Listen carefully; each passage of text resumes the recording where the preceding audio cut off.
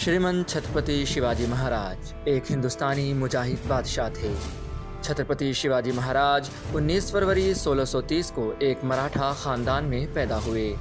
शिवाजी ने बीजापुर की ज़वालशुदा आदिलशाही सल्तनत के दर्रुं खित्ते पर मरहटा सल्तनत कायम की।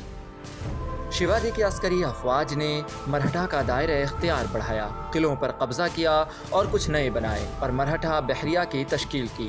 शिवाजी ने उम्दा साख्त वाली इंतज़ामी तंजीमें कायम की और साथ साथ मौजू और मुतज़ायद सिविल उसूल भी मुतारिफ़ किया। उन्होंने कदीम हिंदू सियासी तरीक़ों और दरबारी इज्तमाआत में जान डाली।